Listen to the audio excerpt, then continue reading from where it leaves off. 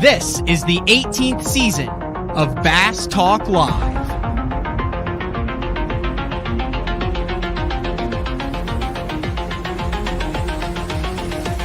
With your host, Matt Pankrak. BTL is brought to you by Lorraine's, Bass Cat Boats, AFCO, Strike King Lures, Sunline, Big Bite Baits, Spro, X-Zone Lures, Gamakatsu, The Bass Tank, Denali Rods, and Pro Guide Batteries. PTL, coming at you! Good morning and welcome to another exciting edition of BTL Bass Talk Live, where we are going to talk about bass fishing. It is Monday, June 20th, and we have an in-studio guest with us today. You're still in Blanchard, right? Yep, Blanchard still. Blanchard, Oklahoma's own Zack Birge, BPT Pro, Bassmaster Opens Pro. Have you won over $1 million yet? Have you hit that million yet? Not close. Combined? Honestly, I'm not sure. I haven't checked. You haven't checked. You have to be close. Oh, you've only got 21,000 with bass. Yeah, I haven't fished a lot of bass stuff. What'd you get when you won the college national championship? Prestige and a trophy and some chump change. Prestige and a trophy. I think by the time we split it with each other, split it with the club, it was very minimal, like $1,500 each. Oh, okay. And then over on the FLW/MLF side, yeah, you're right. I knew you were getting close. $833,660. Dang. Did you? You didn't realize that? You don't check your own stats? Nah, not a stat guy. No. That's my resolution for the rest of the year, is not to be a stats guy for myself. Everyone's saying that I follow the stats too closely, and I need to just worry about catching them, which is something that you've done really well over the last couple of years, and the course of your career is just catching them, not worrying about the rest of the outside influences. Just cash a check and go to the next one. Cash a check and go to the next one. There it is. So yes, Zack Birge in studio, going to cover a number of topics today. Before we get into it, also a big week on BTL. Nick LeBrun, probably one of the hottest guys going right now. Yeah, don't you know it's a good feeling? Dude.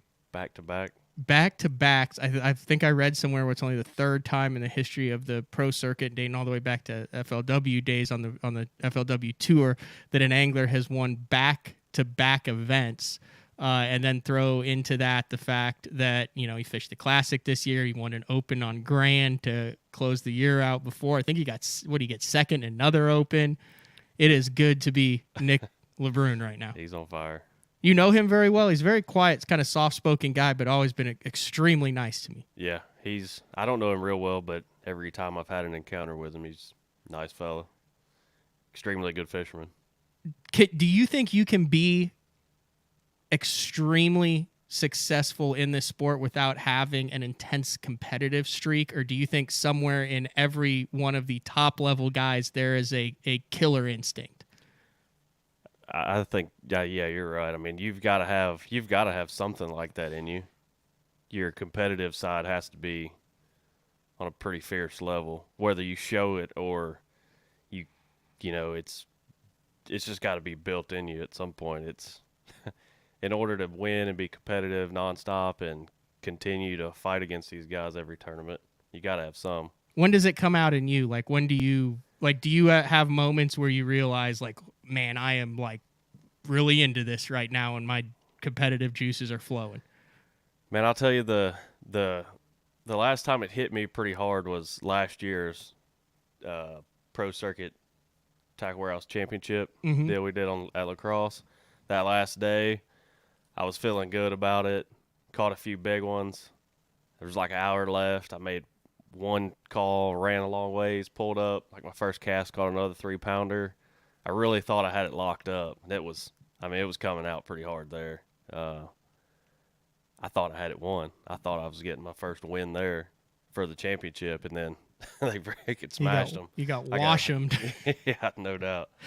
But that's a feeling like you can do no wrong. Like you know that your next is you know that what you're doing is the right thing to win the tournament. Yeah, every call that I made that day was going right, and I was catching good fish, above average fish, and then to make in the last hour and a half, I caught one almost 4 and another one over 3. Big ones for the river, especially now, as much as Yeah. it gets hammered. I thought that was the deal. I mean, that was the best I felt fishing in a tournament in a long time. Let me ask you this, Zach, and we're just diving in kind of right off the hopper here. So I fished a jackpot a couple weeks ago. Everything went horrible. We lost the big bite of the day, jumped off in a tree. No bites in the first 2 hours. Sat under a dock because it lightning for an hour and a half. Caught a random fish on a bank with 5 other guys and then never got a bite. Had one little flirt. Anyway, we're like, holy cow, we've got 2. And then, holy cow, we've got a limit. Then we lose the biggest one. We come in. I mean, nothing. Just we never had a good feeling. Like, oh, here we go. You know what I mean? It was just a sucky day. And we end up winning the tournament, winning the jackpot. And I turned, as it was with Robert DeGraffenried, and I turned to him and I said, I've never won a tournament, whether it's 10 boats or 200 boats, where there wasn't the, here we go, like things are going well. Have you ever? I mean, you've got what, 4 BFL wins, almost $1 million in earnings, a college national championship, a Toyota championship. Have you ever had one of those tournaments where nothing went right and you still won, where you never, that fire never got lit and you're like, what the heck? How did this happen? Not that I remember, because that usually is like 99% does not happen. That's what I'm saying. I was just wondering, like, I mean, Usually if you have one little slip up during the day, it costs you, whether you have a good day overall, for the most part, just have one little bobble or whatever, but that usually costs you from jumping off one good fish. And no, I can't remember having a bad day and still winning. that's crazy. So just got confirmation. Nick LeBrun will be on BTL tomorrow. We're kind of doing breakdown style recaps of events when time allots. So we've done a couple breakdowns of the past Elite Series events on Pickwick and Lake Fork. Really good feedback on that, where we had the guys who won the event, guys who top 10, guys favorites, guys who finished in the bottom. Kind of gives you an overall view of how that tournament went down, instead of just getting the nuts and bolts from the winner. So the 2 guys that I do have confirmed for tomorrow, BTL favorite making a return. I figured we had Miles Berghoff on for the preview. We might as well get Gray Buck, Jeffrey's second favorite angler. He's got like a man crush on Gray Buck and Miles Berghoff. Nice guys, but he just likes the way they go about their business, I guess. So Gray Buck, who led this event and then just barely missed. You think he finished 11th, and they take the top 10, 0 the weights on the James River. And then Nick LeBrun is also going to be on the show. And then Wednesday, a return of Johnny Schultz to talk a little bit about, I wanted to get his thoughts on truncated practices. You don't have very much time on the water, which is most guys, right? Like most guys can't just be like, I'm going to go, practice for 3 or 4 days before the event. Yeah. Like you're in that situation now, trying to fish the opens and have a family and at home and all this stuff, and then show up and you're doing well. How do you break that down between graphing and fishing? Like, do you go into an event without? So we'll talk about that. I want to get your thoughts on that too. And then I'm also trying to get Bradley Hallman in studio on Wednesday. We'll see. I know he's been in foreign countries and taking the kids out and doing all sorts of crazy stuff. Nice. What do you do for the truncated practice? I'm interested in yours, because you've had a lot of short practices specifically this year. Because what all are you fishing this year? Bass Pro Tour stuff, and originally I tried to focus on 9 opens as well, so it was pretty hectic to begin with. The rest of the season, I've got 2 more Bass Pro Tour events and 2 more opens that I'll fish. Okay, so you're not going to Oneida? No, I'm not going to go to that. Them not letting me go to the James kind of threw a curveball in my decision on these last 2. I didn't know that. I didn't think it would be possible. I thought I ruined my chance, and I kind of took my mind off of it. And once I got past that point, I'm just going to focus on trying to, because I'm in essentially 8th right now in the Southerns, and I don't even remember how I finished at Ross Barnett. Decent. Yeah, you're within checkpoint. So, or within qualifying. I'm going to focus on Hartwell and a top 10 or 15 there, and then that'll seal the deal, I think. You had a couple conflicts, right? So you had a couple where you went straight from BPTs to opens and straight from opens to BPTs, like with no practice. Yeah. Is that sketchy, or do you like that? I mean, when you're fishing good, does it matter that you don't have?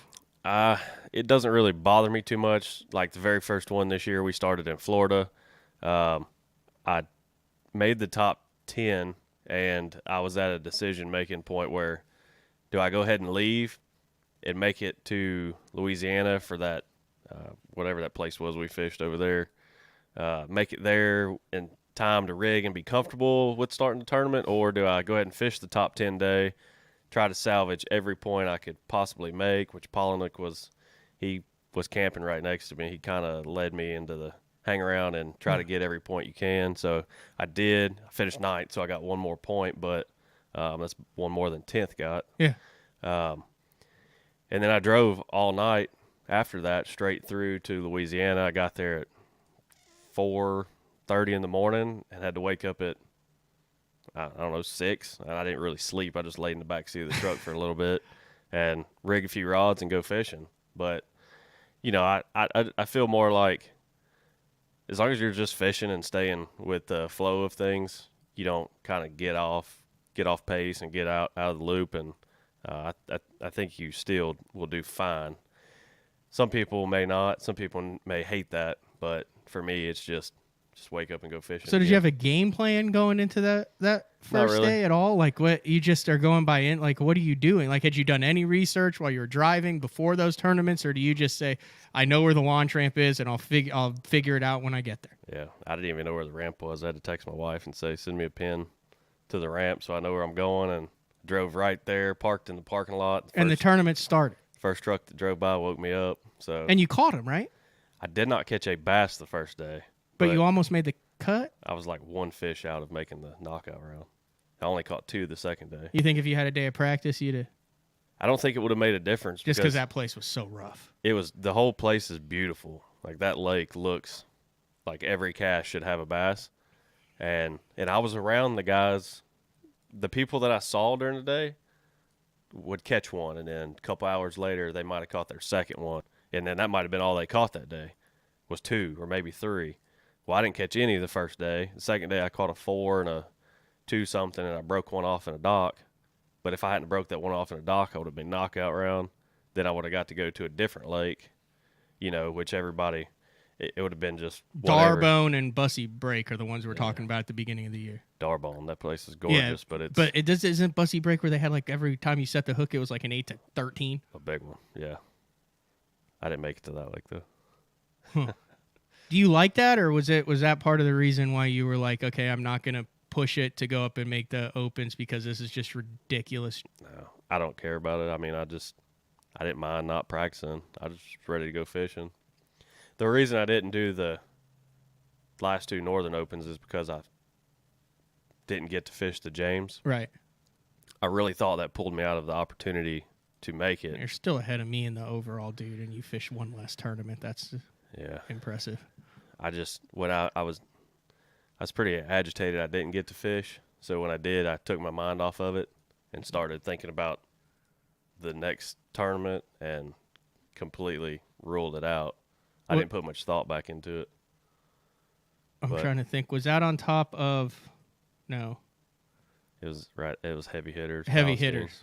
Oh, and that was like windy and tough too, wasn't it? Yeah, it was pretty. I didn't have a very good first day. I only caught like 1 or 2 fish and thought I was out of it. Packed my stuff, was ready to go. Had some circumstances happen where I had stayed around, and then I smashed them the second day. Had a really good day. Third day was good. Fourth day was pretty tough. But I guess it was a good call to hang out and fish. Got a good check. Yeah, you're doing really well here as far as financially making cuts, being in the mix of things. We saw what you did. You had a really good event on Lewis Smith. It seems like we talked about this a little bit before we went live today. It seems like there's a group of BPT guys who have really figured out a formula for consistency. And there's certain names that you see over and over again, maybe not in contention for the win every week, but at the top of the opening rounds, knockout rounds, whatever you want to say, making the finals. Would you agree that there seems to be kind of, and it's mostly like, like the obviously Jordan Lees and Wheelers and you, Connell's, guys who have, and you watch because there's 10 cameras on it. That's one of the cool things is you get to see how it develops throughout the tournament, and it's amazing. And I know you guys can talk this year amongst yourselves, but there seems to always be kind of a core group of guys who figure out a certain bite, and then you sprinkle in some old school guys in there too. Is that kind of how it feels out there too? Yeah, it does. Obviously, there's a group of guys that excel pretty much every event, and I think that has a lot to do with new technology, being open to using it, which most of the people you just named are very good at that. And then you've got a handful of guys that are just old school, don't care to use it. They may have it, but may not pay a lot of attention to it. Go down the bank and hope every stick they cast to has a bass and just kind of play that game throughout the day. But you've got to be able to combine the two to be competitive and stay competitive, in my opinion, and being able to fish confidently as you go from lake to lake, but also utilize new technology and catch these fish that we've pretty much just fished by all the time. To add that to your just normal fishing, you benefit a lot from that. Have you found that the more you rely on what live site? Active target. Active target, I mean. The active target, any of the forward-facing sonar, that you lose more fish? Like, okay, I've talked with numerous guys about this, and what are your opinions on this? I've talked with, like, John from the Bass Tank and stuff, where a lot of times with, like, the active target, you're, I don't want to say surprising that fish, but that you're putting that bait in front of that fish, causing it to react. Whereas, like, if you're just normally throwing a jerk bait or a swim bait or something, just randomly chucking it out there, a lot of the fish are tracking it down. It's a feeding bite. Have you found that you hook up, fish is gone a lot more when you're relying on that to target individual fish? It seems like you see a lot more guys that stick them, then they come off when they're forward-facing sonar fishing. Honestly, I haven't thought that I've lost more fish because of that. Lake Fork was a really good example of watching fish, seeing fish in the timber that are just suspended. They're not hardly moving, throwing a jerkbait past them, getting it down, making numerous casts to that fish because you might miss them by a couple feet or might not have the right angle to get it by a tree limb. And then once you get it within that region for that fish to react and watching the fish turn and then hunt it down, active target live, the live stuff is supposed to be live. But it's there's a split second delay that's you lose in between that image. A microsecond. Yeah, it's just, I've heard the masters talk about that microsecond. It's tiny, but when you're watching it on the screen, and you like, for instance, I had an 8-pounder that I watched track my bait, and I said, it was on video. I said, the fish just pushed it. It pushed the bait. I could feel it push the bait. And then right after that, she ate it. But when I felt her push it, she was so close, there was no gap between the bait and the fish. Like, I thought she had it, but it never loaded up. I twitched it again. I saw the gap, and then she closed it back in again, and I felt it. I felt the bite. Just like there's a split second there before I jerked. And I think if it were the other way around, like if there was no hesitation, no gap, you would probably lose more. But that little bit of hesitation, I think, helps because it's almost like a crankbait rod loading up. Unless you're just super jumpy, yeah.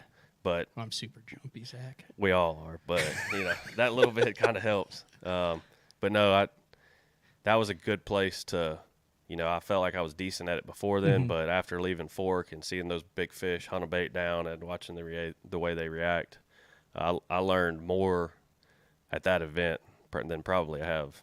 So you hadn't spent like all winter doing it? No, I hunt too much. I don't fish in the winter. Oh, yeah. That's interesting. Because winter's like, I learned on crappie.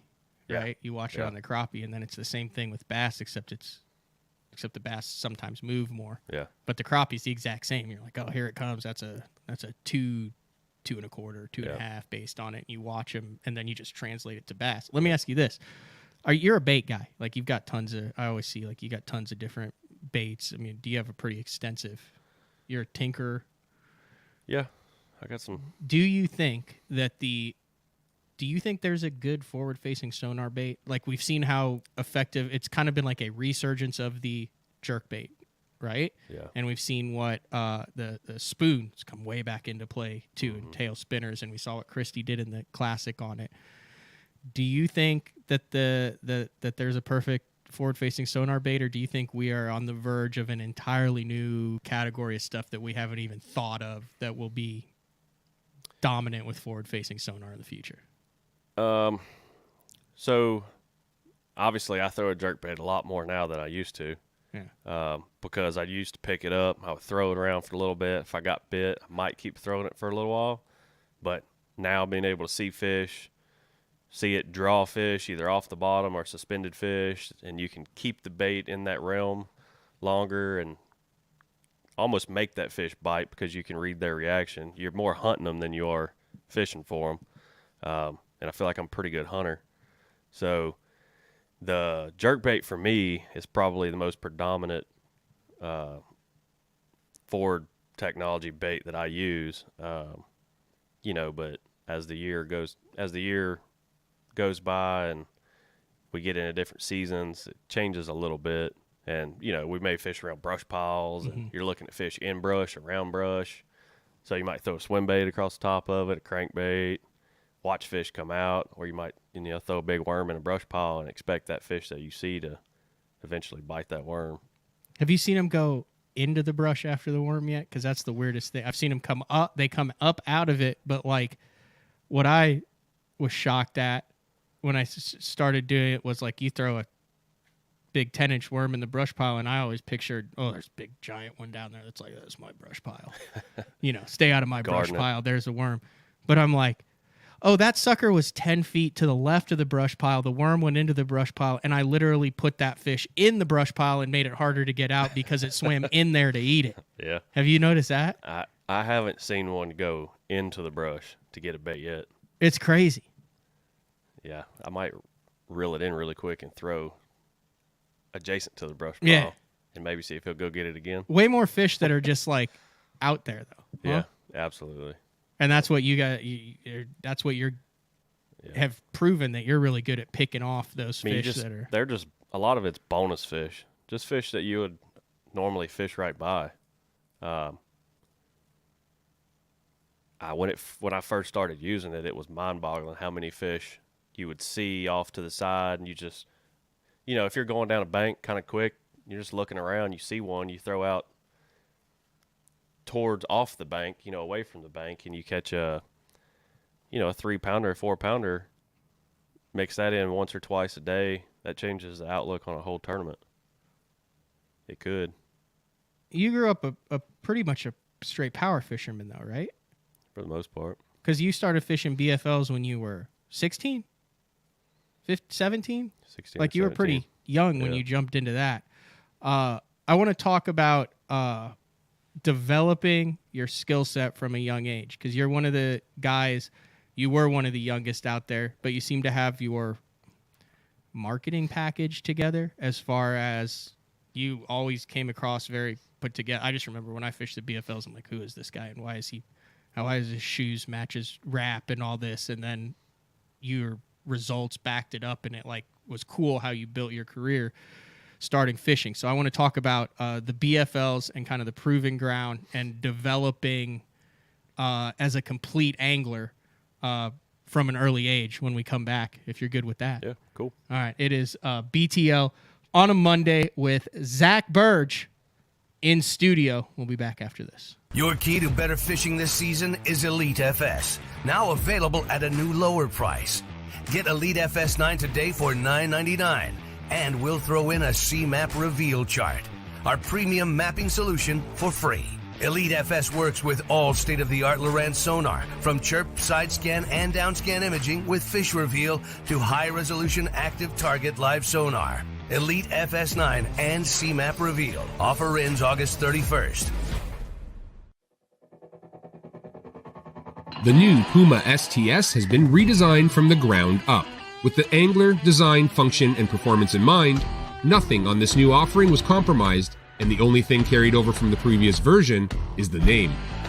Based on the Soft Touch series hull that started with the flagship Jaguar, this new model is nimble and performs incredibly well at all speeds with either a 250 or 300 horsepower engine. Featuring a new 96-inch wide-body footprint, this hull measures out at 20 foot 7 inches in length. Industry-leading design coupled with tournament-winning performance. The Puma STS from Basscat. Feel the rush.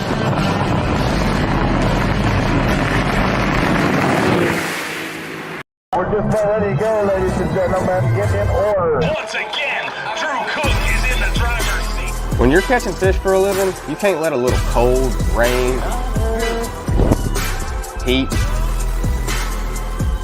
humidity, or anything else get in the way of a payday. I wear APCO. Any fish, any water. The KVD 100 jerkbait. 15 different colors. A perfect combination of roll, wiggle, and flash. Increased castability. 3D eyes. Premium black nickel hooks. KVD. Tie one on. Striking lures. Are you looking to install your own fishing electronics? Well, the Bass Tank is here to help you. The solution is the Bass Tank Power Harness. It takes the guesswork out of installation. No more voltage issues or interference. Designed by an engineer so that you can get professional results right there in your own garage. Installation done right with the help of the Bass Tank Power Harness. You can feel confident knowing that your installation was done right. The Bass Tank Power Harness. Give us a call or order yours today at thebasstank.com. Elite Series Pro Daryl Gleason here. My Pro Guide batteries keep me going on those long tournament days and long practice days. Always plenty of juice, never fail. The best part about Pro Guide batteries, it's the people behind the company. They have over 40 years experience in the battery business, keeping all of us fishermen out on the water longer, catching more fish. Check them out at ProGuideBatteries.com. What's up, Bass Talk Live fans? Brandon Polnick here. And ever since I won a couple Bassmaster Elite Series events on X-Zone Lures, I've been getting a bunch of questions of what makes them so special and different. And really, the truth is, it's in the details. The little details, things like no cheap fillers in their plastic. That gives you more lifelike action, more realistic and vibrant colors. But don't just take my word for it. Go to www.xzonelures.com and check them out for yourself. Welcome back, BTL, on a Monday with Zack Birge. And before we went to break, we were talking a little bit about, building a professional bass angler, which it seems like that's from a very early age has been kind of your one-track mind. It wasn't like fishing, I'm pretty good at this, and it's next. Like it seems to me, and I've never asked you about this, I don't know, but it seems to me like you had a game plan, you had a goal, and you went about it very methodically from a very young age to get to the top where you are now. Yeah. I think we've talked about how I started work and, did all that in the past on another show. But before that, high school, coming out of high school, starting college, fishing BFLs and stuff.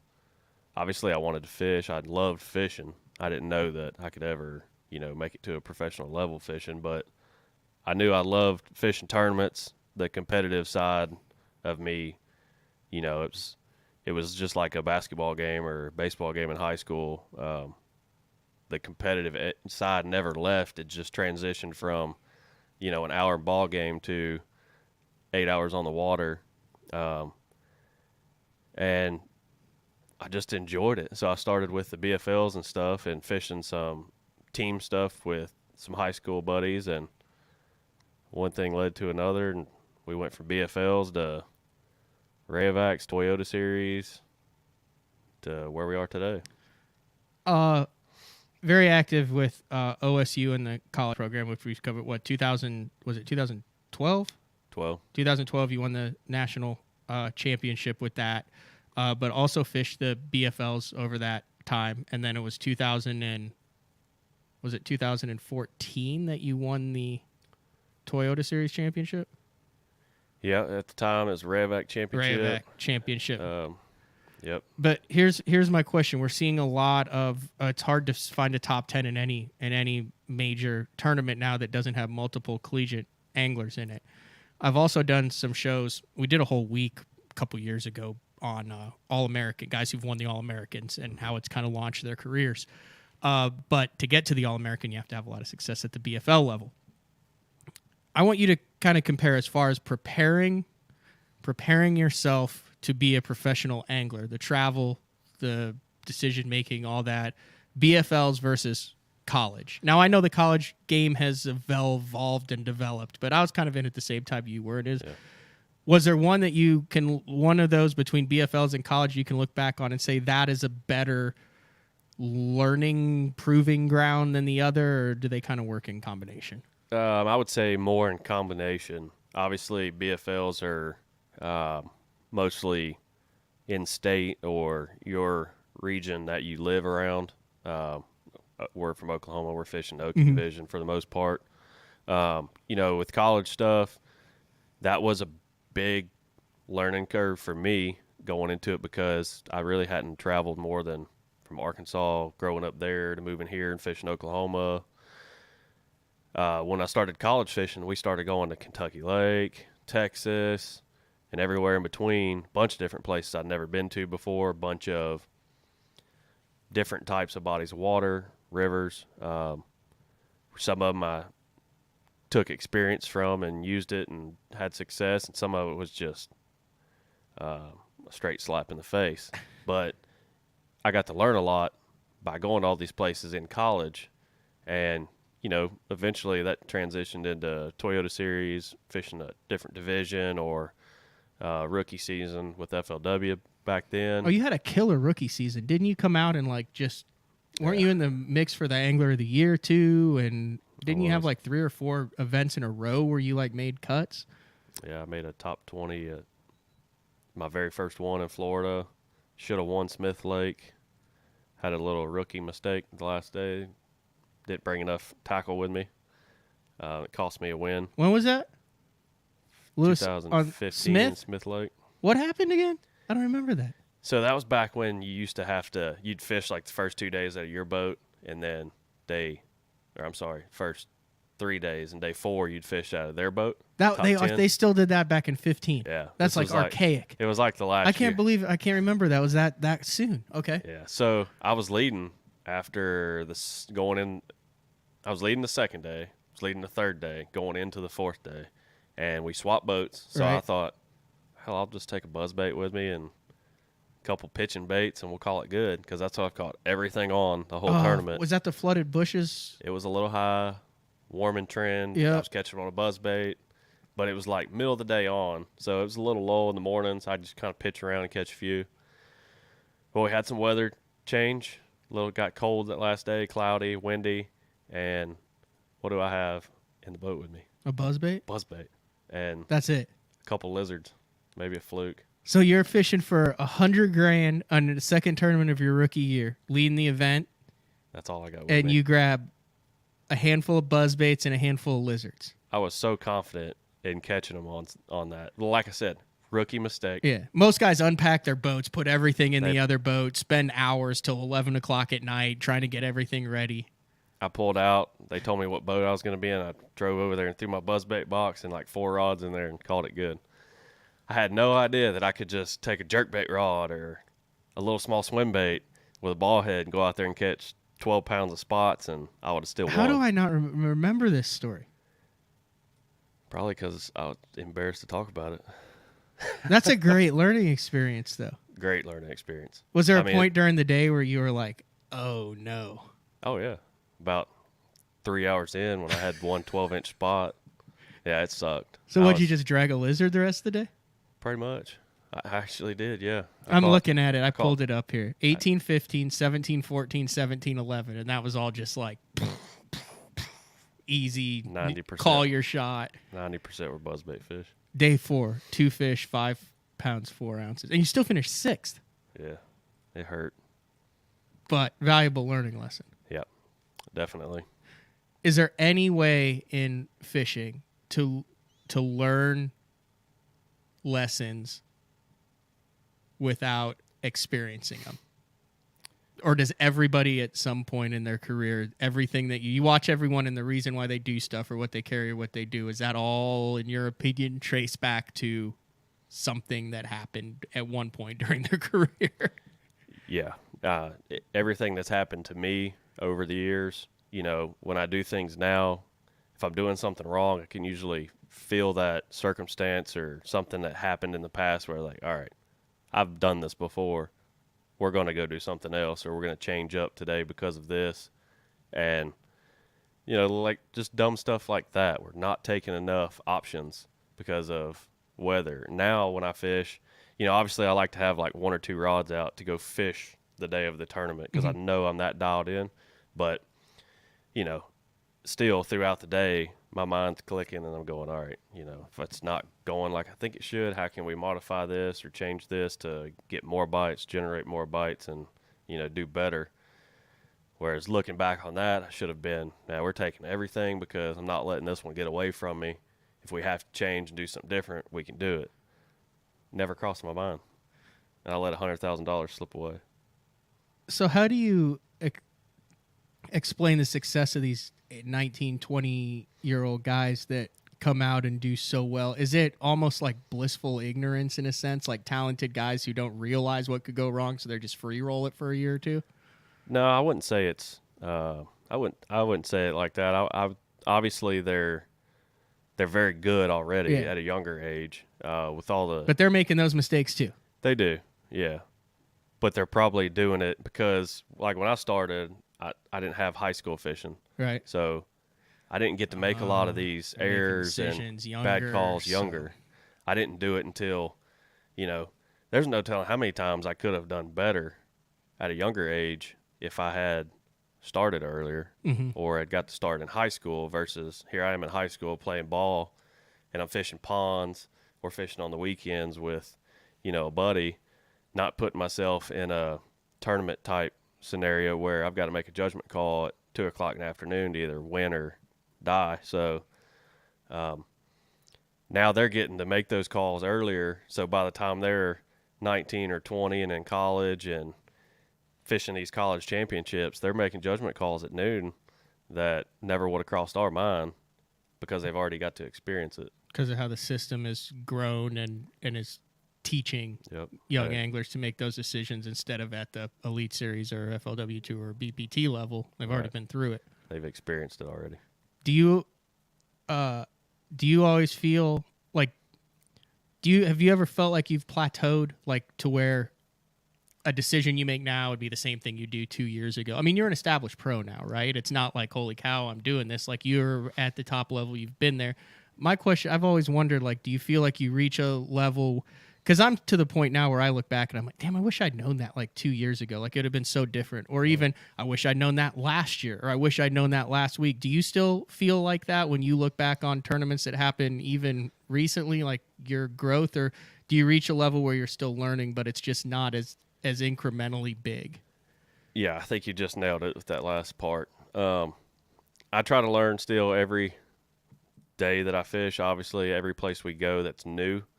But like Watts Bar, for instance, this last Bass Pro Tour event, it's somewhere I've never been before, but I've experienced that type of situation numerous times. And I mean, there's no doubt about it. That place was just terrible. We didn't catch crap.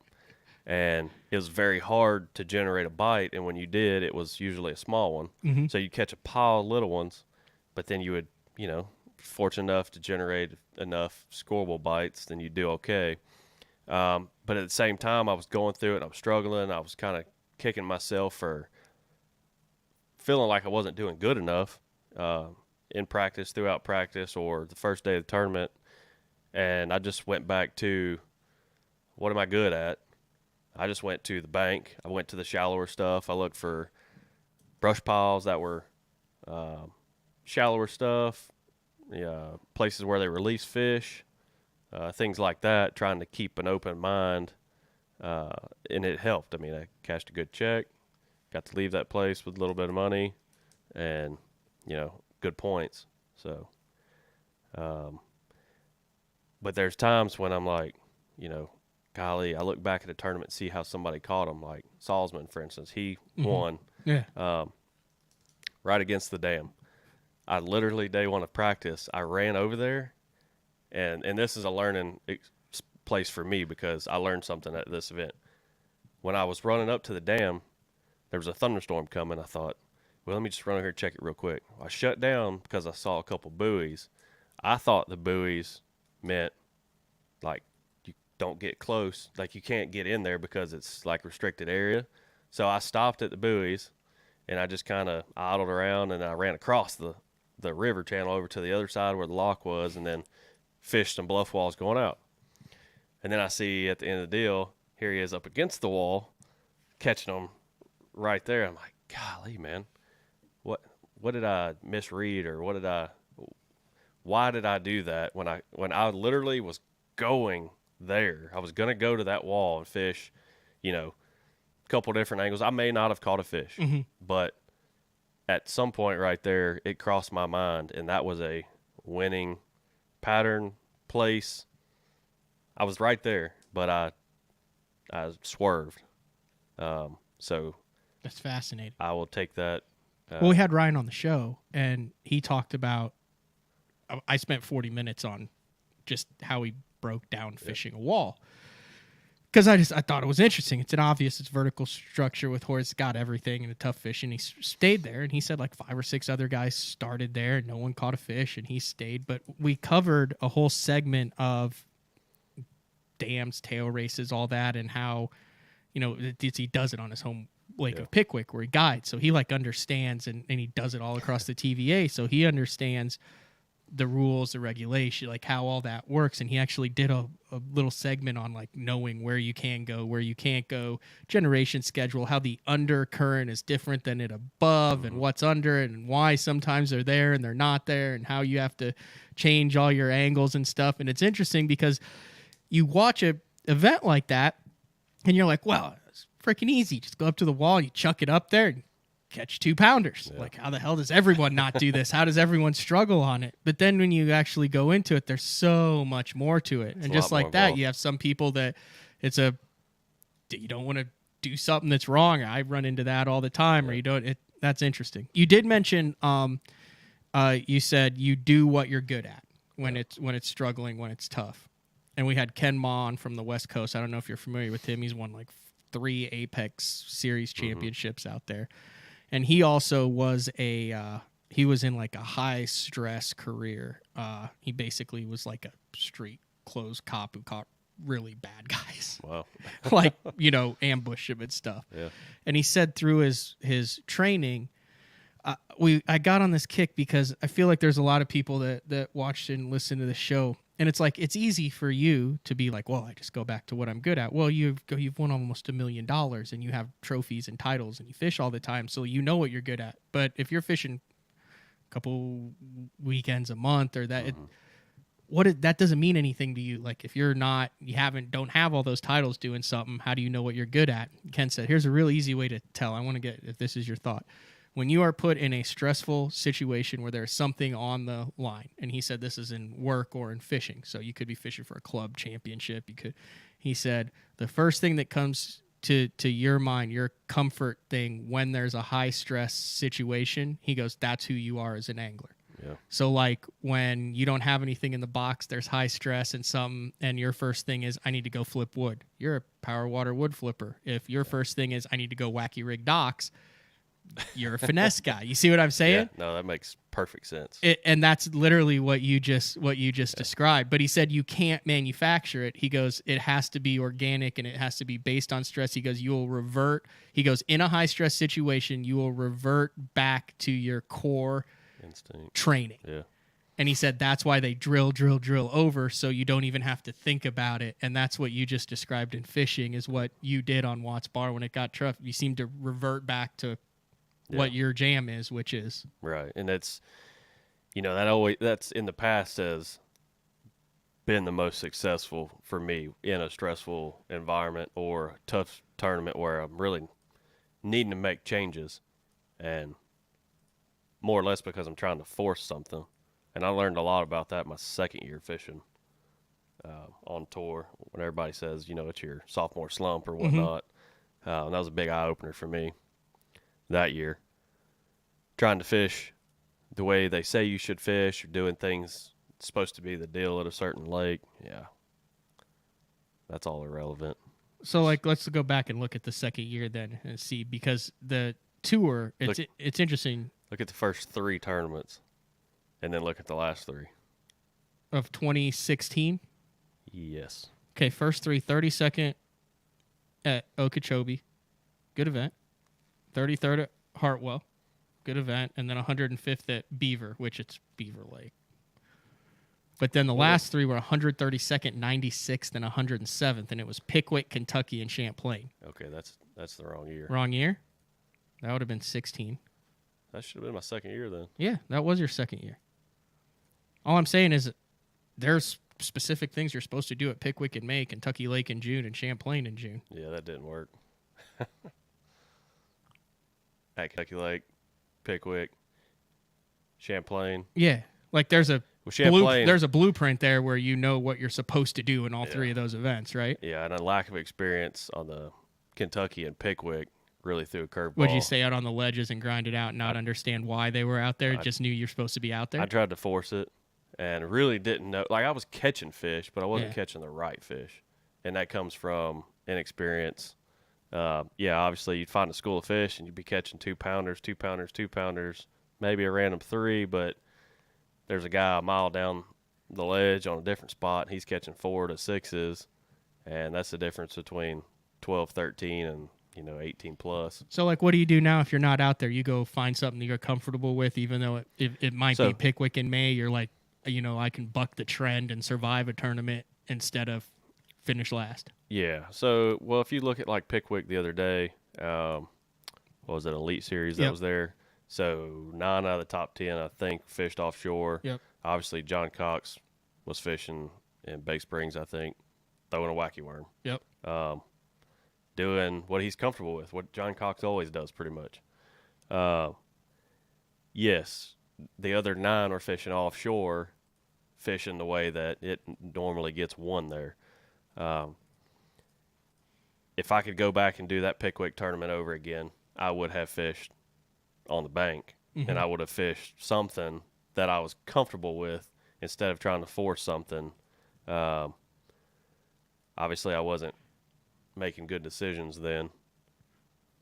But based on what we said, you have to have a 132nd place finish on Pickwick where you do that in order to become a better angler and learn, hey, this is what happens when you force something that you don't understand, and then it shows your weakness, and then you take it and turn it into a strength, right? Right. Yeah, definitely. Like when I go to somewhere like that now, I know what to look for. I know what I'm looking for. I know how to make them bite. It may still not work sometimes, but I know to make a decision before the tournament's over to go catch fish some way or another versus trying to force that and then having another 130-something place finish. What's the quickest you've pulled the plug on something that you thought was like a winning deal and you just totally abandoned it in the tournament? About 10 minutes. Where is that? It was actually the first one that popped in my head was Grand Lake when I won up there in a BFL. Really? I found the fish on one area, and I fished for about 10 minutes, didn't get a bite, and I got hung up. And I broke off, and I got mad, and I said, you know what? Forget it. I said, we're leaving. We're going somewhere else. 10 minutes into the morning. 10 minutes in the morning. And I was... Your co had to be like massive spit out. He was pretty cool. He was chill. He was like, all right, man, let's roll. Okay. But as we were sitting down to leave, I looked in the back corner of this place, and there was birds. And I thought, well, maybe the bait went back there. It was a dead end to a pocket where everywhere else had an inflow. Eased back there. It was totally different than where I'd found them a couple days before that. Then we had rain. Then it all got pushed back there. Long story short, like my first cast caught a 4, then ended up with like 29 pounds. Co-angler caught 16 or 17. That was a BFL at Grand. But I'd had 10 minutes, probably 10 to 15, where I pulled the plug on that and we were done. I wasn't going somewhere else. I was going to go catch a jerkbait fish. Wow. But made a good call that day. You're in 10th in the BPT standings now. We already talked about you got good points in the opens. It comes across to me like you just want options, but you just like fishing tournaments and you don't really. Yeah. I just like fishing. Yeah. I like fishing, like low stress. I like to have fun doing my job, and that's what I'm going to do. All right. Hypothetically, let's put together the perfect tournament trail for a young professional angler with a family like you have. How many events is it? How is it structured throughout the country? What time of the years are they in? Now, we're not just say you're starting from scratch right now. There is no MLF. There is no Bass. You're building it from scratch. What is your ideal tournament scenario? So a lot of people like to have time in between tournaments to come and go and do things. I personally don't. I like to knock them out, get them over with. So I would like to have more tournaments than we have now, but I would like to fill in some gaps. 7 MLF, 7 plus red crest and heavy hitters, and then you have some cups thrown in. So you're fishing what, 11? Something like 11 a year. Yeah. So I would like to have 10 or so regular season events plus a championship. Okay. And I don't mind it starting, when we normally do January, February. Okay. That's fine. That's great fishing. And just run it out. Kind of like we do now, but just fill in the gaps where, like this first part of this year, we knocked out 3 events and 4 events. And so you're cool with no fall fishing? no, I don't care. That's hunting season. Like I keep further forgetting we you're can get a away hunter. from, That's going to skew your perception of the perfect season. So you're fine running it January through May. Yeah, January through. I mean, I don't mind fishing in the summertime either. Mm-hmm. But like when we went to Watts Bar, we should have been up north already catching giant smallmouth. Mm-hmm. Like everybody would have blasted them. It wouldn't have been miserable fishing as far as weather and heat and all that. It would have been a lot more exciting for TV. Everything involved would have been much better.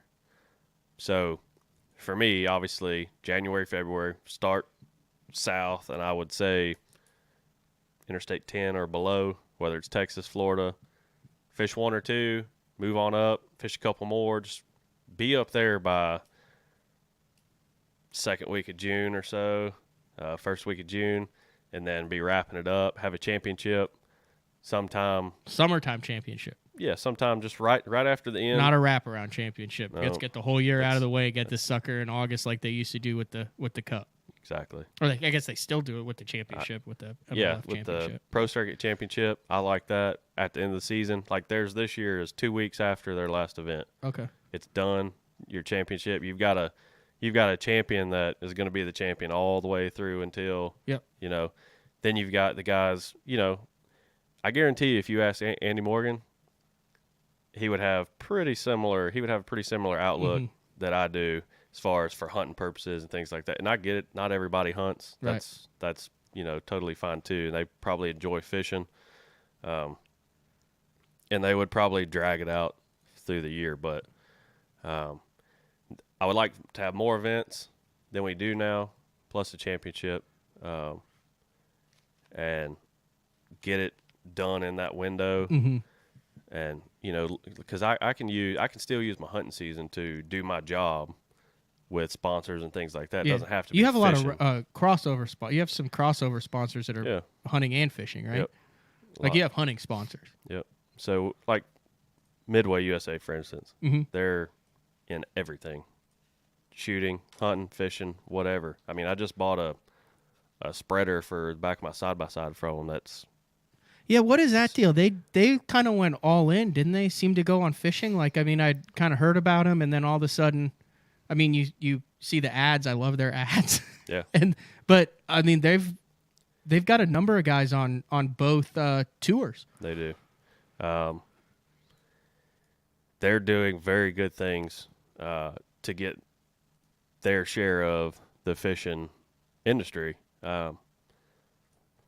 There's a few things they could do, I think, to really blossom, but they're doing a great job as, starting where they are now. But it's cool for someone like myself, and pretty sure the rest of the guys that are on the team, they're kind of a multi type person, hunting, fishing, outdoors, whether they shoot or just fish or shoot or hunt and fish. We all kind of do a lot of the same things. So I could promote them year round, 365 days out of the year. For someone like me, that's better. It makes my job that much easier. I got you. But yeah, they're super great people too. I guess I hadn't really looked at it from that perspective. I was looking at it just from the fish, like the pure fishing perspective, going, well, there's the guys, like you look at like a Rick Clunn or David Fritz or some of these guys who you're like, well, what's the deal? Why haven't we seen these guys excel? We see Rick do it still occasionally, but it's also like there's a whole, I believe, a whole group of anglers who get taken out of the, and we saw it in the COVID year with the fall tournaments, like a tough Chickamauga or a late season Gunnersville, where they're kind of spread out, and that's September, October, November brings all these old school guys back in play who in the 80s and 90s when it was around got to fish in that type of year. Right. And I was always big like, man, maybe it should be like a wraparound year. Like it starts in the fall and then goes through the spawn, for fish care and everything. But I also hadn't thought of it from the perspective of how many guys, like you have a season and you build your life on those seasons. And when you start messing with the seasons, now you're dealing with like income and how you make your living and what you do in the off season. Well, a lot of that's probably, for years,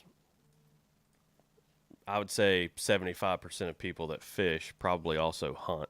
So it's going to be a conflict at some point throughout there. I mean, year before last, I didn't go to 2 cups that I qualified for because I already had trips planned. I had a trip to Washington that I drove to go chase ducks that I was already pre-planned. And, I'm not going to tell 4 or 5 of my buddies, hey, I can't come because I qualified for this when it was already, pre-done. I waited all year to go chase ducks up there. I'm going to chase ducks. That's a pretty short season too, isn't it? Duck season? Yeah. Depends on where you go and how much you travel, but anywhere from 45 to 90 days. God, that's a lot of work for a month and a half. Yeah. All my buddies who duck hunt, they always got like half their garage taken up. Oh, yeah. All they do is talk about duck hunting, working on duck hunting, and then it's like, and the season's over. And I'm like, wait a second. You just started duck hunting. And they're like, oh, yeah, I can't wait 11 more months. Yep. You got to enjoy it while it's there because it's short-lived. It's like to me, it's like playing football. Like even if you're a good receiver in football, you get like 100 passes the entire year, like maybe 5 or 6 a game for 11 weeks, and then you got to wait the whole year. And then the better you are, the less they throw it to you. Yeah. That's like the equivalent of duck hunting. That's right. Yep. Real similar. Interesting. I like it. You kind of sold me on that. I'm not a big fan of the spawn, smallmouth over with, but I hadn't looked at it from that perspective. I like it.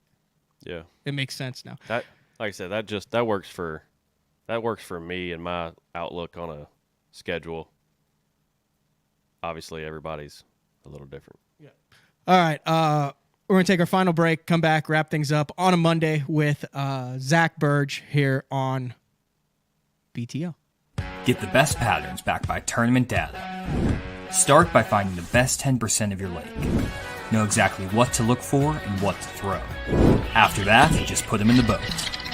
Try the Deep Dive app today. Look at that beast right there. If Vibrating jigs are a great choice for any time of year, and the Kamikaze Swim On is a perfect match for any vibrating jig. 2 sizes and the unique tail design gives it a bait fish profile and a great swimming action for realism. There are 17 colors. See them all at bigbitebaits.com.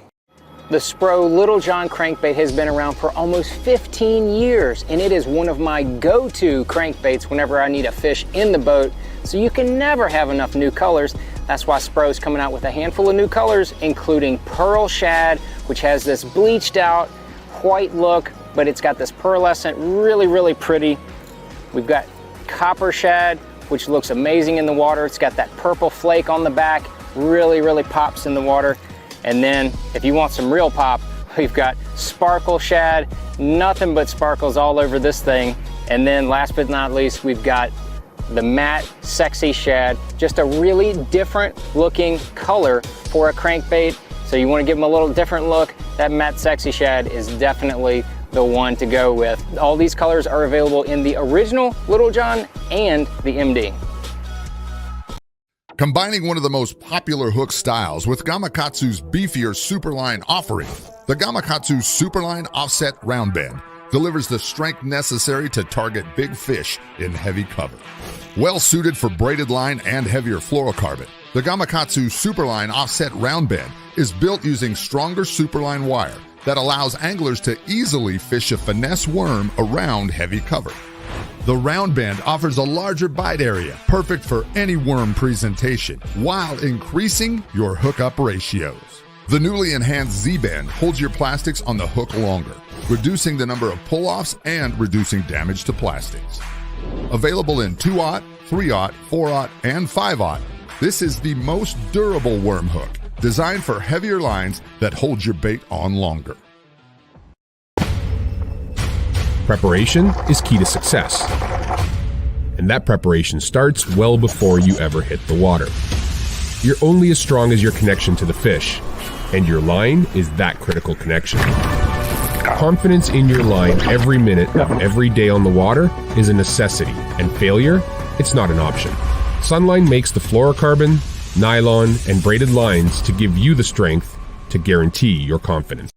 The new Android series is the peak of the Denali lineup and offers the ultimate Denali experience. The Android series features 36-ton multi-directional graphite combined with interlock blank technology for added strength. Each rod is outfitted with Royal titanium guides that will not fail. The blank is fitted into an easy-touch, soft-feel EVA foam grip with exposed blank reel seat. This all allows the Android to transmit every movement of your bait and even the most subtle bites. The Android series is the finest rod Denali has ever made and offers an angler the ultimate fishing experience with a limited lifetime warranty. See the full lineup of Android rods at denalirods.com. All right, we're back. Final segment of the show with Zack Birge. Whoa, I had the music like just absolutely blasting there. Turn it up. Yeah, every time I see you on Instagram or something, you're always like jamming out. I've always got music playing. You're a rock guy. I play it in the boat when I'm practicing nonstop. What are you getting miles to gallon on the vehicle these days? I know you're a big time truck guy. Not bad. I mean, I got the little 3-liter Power Stroke right now that I'm driving my F-150. It gets 15, 16. What are you towing on the with? highway? That. Oh, you're towing with an F-150. Yeah, F-150. No joke. How did I not realize that? So you went from like big trucks, big tires, all that to like more manageable. If my truck would ever show up that I've had on order, I would have a big truck. I've had one on order forever, and I still don't have an ETA one that's going to show up. What's on order? F-350. Yeah. Just dually? Like no. I would like to have a dually, but they're too expensive. Yeah. They're outrageous. How do you learn about all that stuff? So like, listen, I'm trying to navigate this truck deal. I've got 230,000 miles on my stock 2018 Silverado. I'm on my 3rd transmission, and I just had a thing that said, "Hey, just let you know your starter may not start at any point."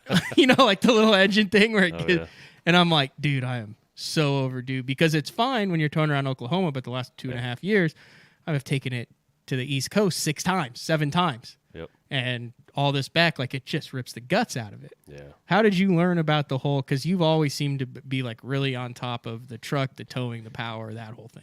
Is that a family deal or something you just got not interested really. in? I got interested in it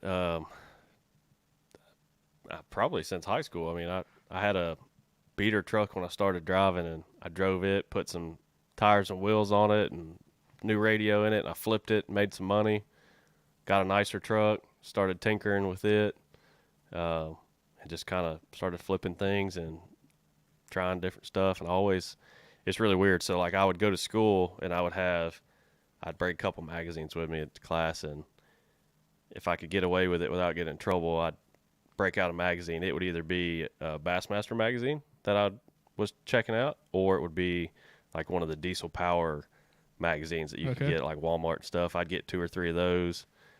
I'd read them for a month or so, then I'd walk it through Walmart, I'd grab another one, or but I'd have like the monthly Bassmaster one too, so I would kind of keep those in my bag, and then when I was at school, I'd break them out, read a little bit. So that's how you learned about trucks. This was back before like the internet was really that big. There was a couple forums that you could get on and read about stuff, so I'd tinker with things. If it wasn't crazy expensive, I could afford it, I'd get it, and kind of play with stuff like that.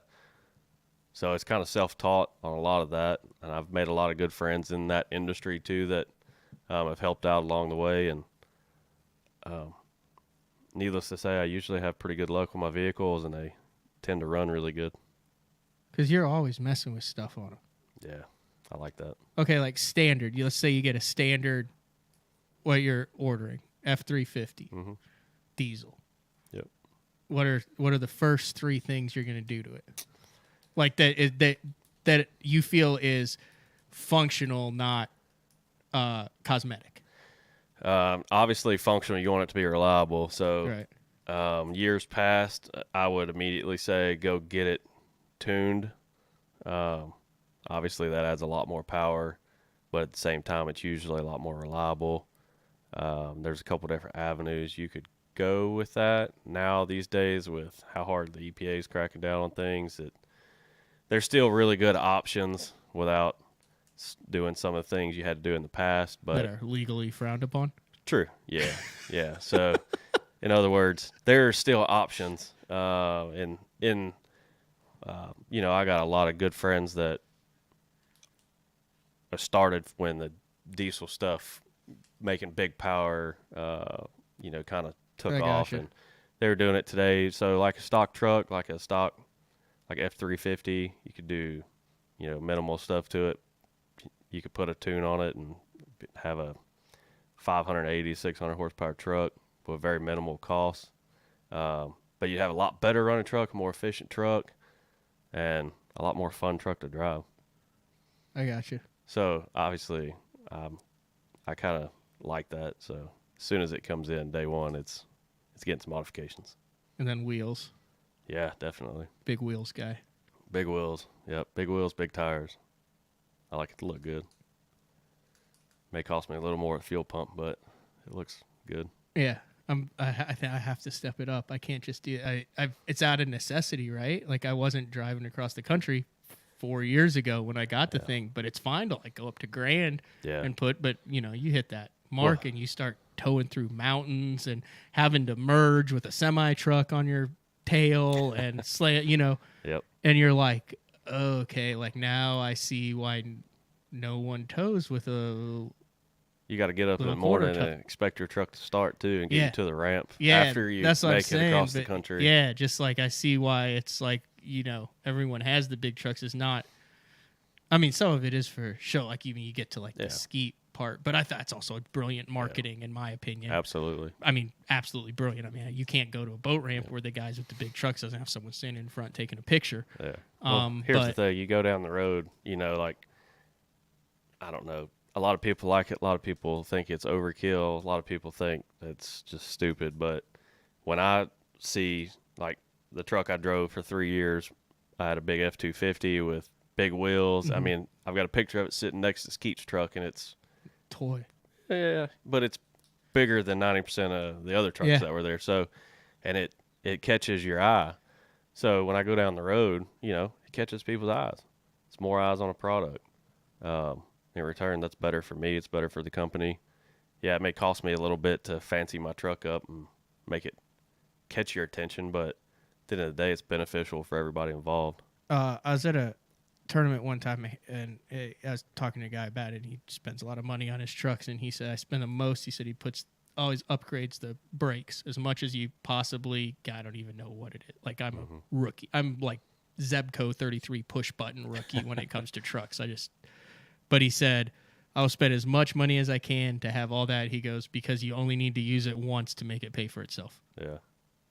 He said, you're going 75 and through Memphis and have to hit the brakes, or you're in Atlanta and have to hit them. He's like, one time, he goes, keeps you out of the wreck. And he goes, it will push you into it if you don't. It's true. And being able to get on it and get out of the way or get moving, is the same thing. It's equally as important as stopping, because those semi trucks, they can't stop on a dime. And if you pull out into another lane and they pull out behind you and you're not going near as fast and you have to get on it, you better get out of the way. Mm-hmm. But yeah, there's a lot of things you could do with trucks. One more thing that I wanted to talk to you about, and I talked about this in the past show, was the CMAP chip. You use the actual chip too on the Lowrance for the CMAP? I do. Yep. So we have, obviously there's some built in. Right. We also have, usually we either do a region chip or a state chip. There's like 3. How many states are there? Because I looked after. Who did I just have on who was talking about it? He said it might have been Salzman. It probably was, because at Tennessee at Watts Bar we had Tennessee chip. Tennessee but I got chip. on and I saw like Tennessee, Alabama, and like North Carolina. Is there one for every state or just those 3? So there's a region. Okay. And then there's state chips too. Specific states though, not like all 50 though.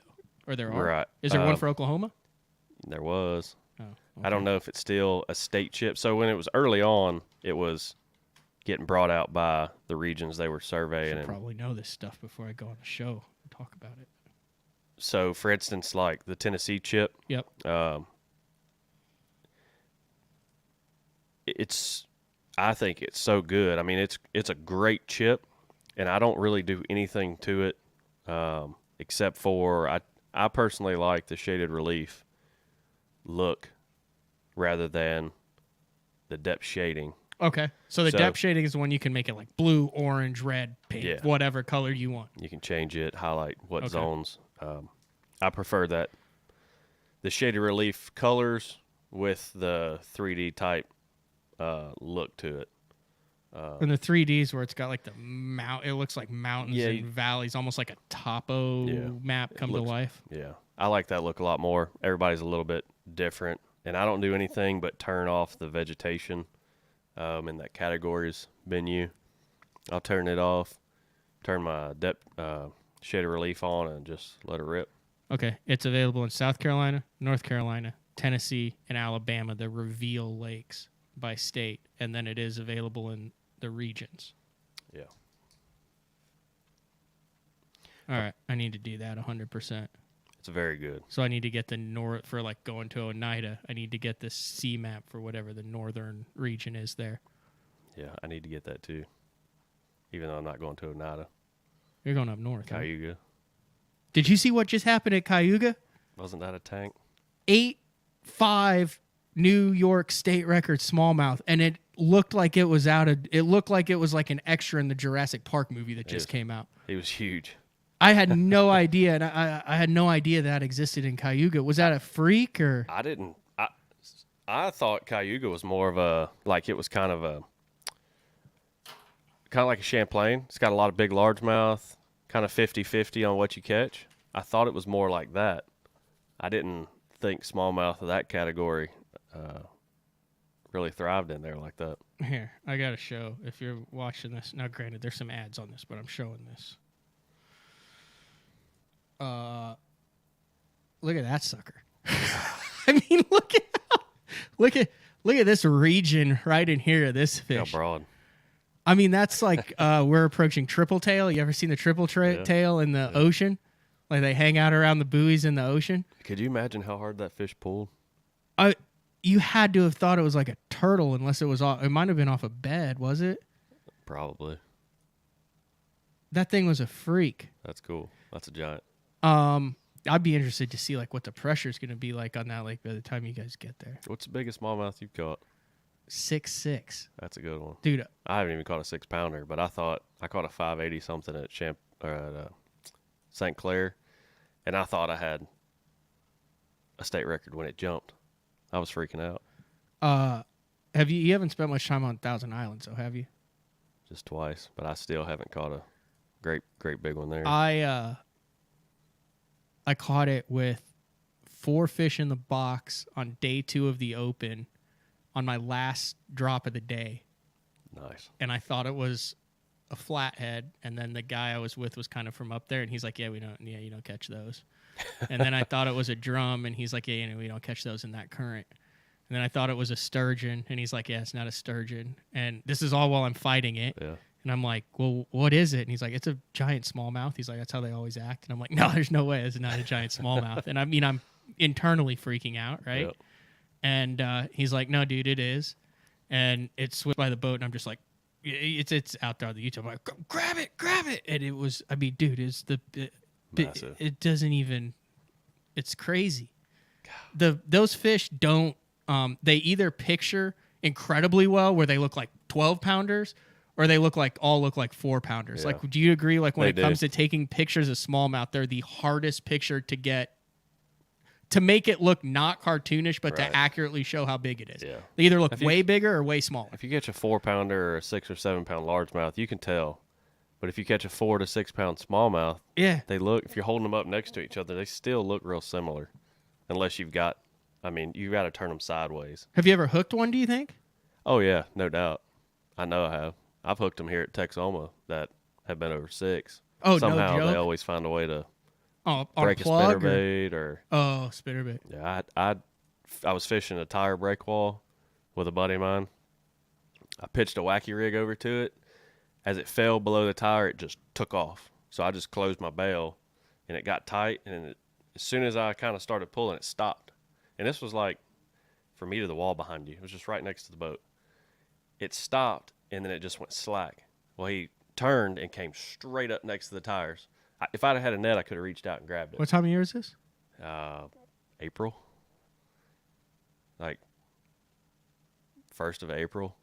She probably jumped, I don't know, 3-4 foot out this of the water. high out of the water straight up, right next to the boat. And it was as easy as 6 1/4, 6 1/2. And they're built. One of the biggest ones I've ever put my eyes on. Definitely would have been the biggest one I've ever caught. And then she was gone just like that, threw it. It happened so fast. Because you probably weren't even smallmouth fishing. No, I wasn't. I was expecting to catch like 3 or 4 pound largemouth, hopefully. And that freak bit it. But that's my luck in smallmouth. There's some big, that whole tournament on Thousand Islands, I never lost a smallmouth in the tournament. And I caught like a bunch on day 1. And then day 2, it was just one of those. I loved it. I spent 14 days up there. I caught 3 over 6. I set my personal best. I had a 5.8 the first day that they didn't even weigh for big bass. And then the second day I had that 6.6. I got beat out. Andrew Upshaw had 3 or 4 on the second day. He had a 6.13. Freak. I can't imagine. Then you pack on another, but only 8.5 is the state record. There's a lot of those, like 6+ in that area, though, right? Yeah. Like on that river. I don't know if I'd say a lot, but it's like not. It's not shocking. uncommon. When like I said, I fished the second one that was my biggest before that. This is a funny story. I went out with Travis Manson because I was up there for like a week and a half, right? Yeah. I got this little cabin for like $50 a night. I was like, this is heaven. Not talking to anybody, no cell phone service. Like I just was right there at the mouth and just learning it because I was like, I'm going to have to learn this and go daylight to dark and catch 100. And one of the days it was windy and Travis was like, hey, let's go perch fish. Well, he had me. I love perch fishing. Mm-hmm. We go to this bay we put in. We're catching perch. And he's like, hey, you want to catch a giant smallmouth? And this is like 5 days before the tournament starts. And I'm like, well, yeah. He goes, dig out one of those rods out there. He goes, I'll take you to one of my spots because he guides out there. He's like, I just want to see if they're here for the tournament. And it's it's a spot where there would be one on. Yeah. And I literally, he goes, cast that way. And I made one cast, and it goes, dunk. And he goes, I go, do you want me to set the hook? He's like, yeah. He goes, I want you to catch a big one. And it was like a 6.4. Yeah. And I was like, you've got to be kidding me. I made one cast with him, and it was a 6.4. That's crazy. Yeah. He does that a lot. It would take you a long time to learn that place really good. Yeah, but you can also see why the Johnston brothers and certain guys out there do really well because, like, I think it doesn't change. No. Like, it's not like a TVA fishery or even like a Eufaula or Texoma or something. Constant flow. Like 20 years ago, they used that glacial rock to spawn on and to live on and to eat, and they still use it to this day. Yep. And, you know, that was a learning curve for me when I went up there. I didn't realize they would spawn out in that current on top of those bars in the current. Had no idea. I thought they'd all swim over, like get in the bay, scatter out through the bay. Not there. They're wild up there. They're different. Yeah, it's cool. You know, you always wonder how do so many guys from non-traditional fishing states think about this? Non-traditional fishing states, so like Florida, Georgia, Louisiana, Arkansas, Alabama, Oklahoma, Texas, right? 12 months out of the year. Oklahoma, we kind of suck when it comes to grass, but you can go down, you can get good at it. There's different, but regionally, but we're fishing. It's like, you know, we're fishing 12 months out of the year. We're not putting the boat up. And I'm like, well, how is Kalamazoo, Michigan and New Jersey? And like, you start thinking of all these guys who are really good. Even throw like Wheeler in there with Indiana. Yeah. And stuff, and you're like, well, how does that work? You fish like 5 months out of the year. Yep. Well, their feedback up there with the fish, and look at Seth Feider in Minnesota. Like, look at all these guys coming out of Minnesota and Wisconsin now, like the Bob Downey and Schlapper and Mansour, all these guys. Their feedback is so critical. Like, they're catching fish because the fish like bite. So you can learn stuff and get confidence in stuff because you're actually catching fish doing it. Yeah, and that's what would make it so hard for. Obviously, when you go up there, you have so much fun because fish bite. You know, pretty much anything you want to do or anything you're good at, you can catch fish up there. It's hard to come back and fish a lot of places around here when it's stingy. You're like, golly, man, we can't get a bite today. Let's go back up north where we can catch 50 fish in a day. That's why I just got back from Minnesota, and I was like, we got a limit. And the Adam who I was fishing with was like, yeah, everybody will have a limit. And it was a 6 fish limit, too. Yeah. And I'm like, well, they're good. And he's like, yeah, everybody will have good ones, dude. He's like, you don't understand. He's like, you start with 18, 6 3-pounders. He's like, that's the standard. He's like, we're at 0 right now. He's like, now we start adding. It's just hard to get through your head. Yeah. When it's tough, just how good it is up there. Yep. Anyway. All right, well, what do you have next? Are you home through 4th of July? Till about August 1st. Oh, man, you're home for a long time. Yep, get a good break. Will you fish? Will you work? Will you, like, is there any hunting in the summer? Is there any summertime hunting that you can do? No, not really. There's, we bought a small farm that we're planting for ducks, so that's what I'll be doing most of the time. More work for 45 days. Yeah. A lot of money, a lot of time involved. Are you turning into like a swampland deal or? Building it. It's in the progress of getting built. So there's a lot of stuff that's already there, but we're going to try to make it a lot better. Really? It'd be so like neat. the perfect duck hunting spot. Yeah. And it's yours. So there's never anybody you walk in and there's already a spread there. That's right. I'm getting to the point where I'm tired of that stuff. I've been duck hunting one time with my buddy. It was the second time he ever went, and every time ducks came in, he'd rah, rah, and they would freaking freak out. And he turned to me and he's like, I'm starting to think I'm not very good at this. Maybe. Never fired the gun. And everyone around him, it was like the black hole where he was, and everyone around. He sucked. Might think about a different hobby. Yeah, he is. He's actually a medevac pilot now and has been overseas to Afghanistan. And so he did. It was flying, just not duck hunting. Dude, well, I greatly appreciate you coming into the studio. I enjoyed it today. I know we covered a bunch of different topics, but that's kind of the beauty of BTL is we kind of twist and turn where it went. So hopefully you guys got something out of it, and greatly appreciate you coming in. Congrats on the success that you've had this year. You got a lot ahead of you, man. Appreciate it. You got an Angler of the Year race. You got potential Elite Series qualification. Got a bunch of stuff on the table still, so. See what happens. All right. 30, 45 minutes from the BTL studio? Oklahoma's own Zack Birge, thanks for stopping by. Tomorrow, Nick LeBrun, back-to-back winner on the pro circuit, as well as Gray Buck. Wednesday, Johnny Schultz from Fish the Moment. And Thursday, we're back with a live day 4 with the man, Frank Scalish. That's all we got for BTL today. We'll talk to you guys tomorrow.